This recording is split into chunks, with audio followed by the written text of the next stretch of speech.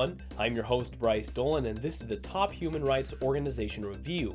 And according to Human Rights Watch, in the first 100 days of the Trump administration, U.S. Immigration and Customs Enforcement, or ICE authorities, have followed the president's executive order and have stepped up interior immigration enforcement, arresting thousands of immigrants with no criminal history.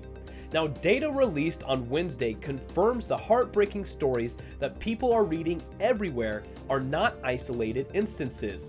A 158% increase in arrests of immigrants with no criminal history when compared to the same time period last year. Now, arrests of immigrants with previous criminal convictions also increased, but only by 18%. And a small slice of total arrests, 6%, involved people convicted of a violent offense. Now that means the vast majority, 91% of the arrests of immigrants with criminal histories, more than 27,700 people arrested over 3 months, almost 28,000 people in just 3 months, had only a non-violent offense on their record, which could include offenses like simple drug possession, driving without a license, and entering the U.S. illegally. Now, for every arrest of an immigrant with a violent conviction, according to Human Rights Watch, ICE arrested 4 immigrants with no criminal history and 10 with a previous non-violent conviction.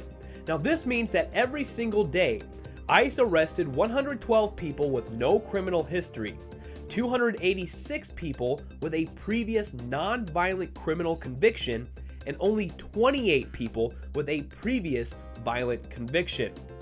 Now, Human Rights Watch says, it is clear that any rhetoric purporting a focus on public safety and national security is empty.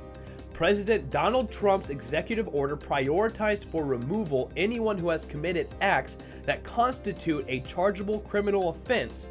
This means that all undocumented immigrants, even those with no criminal history, are now prioritized for arrest, because illegal entry is a chargeable offense. The data shows that ICE is following orders.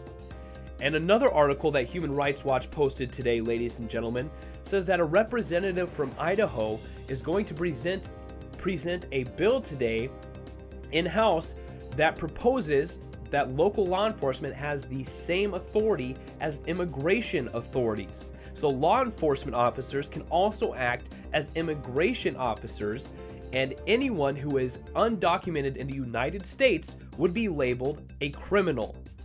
This cannot happen, ladies and gentlemen. This is completely un-American, and I can't even begin to fathom how people are going along with these executive orders.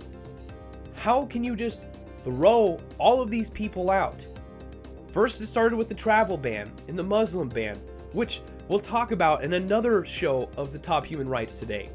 But now it's just anybody who is not, on paper, an American citizen. I don't know what else to say, ladies and gentlemen.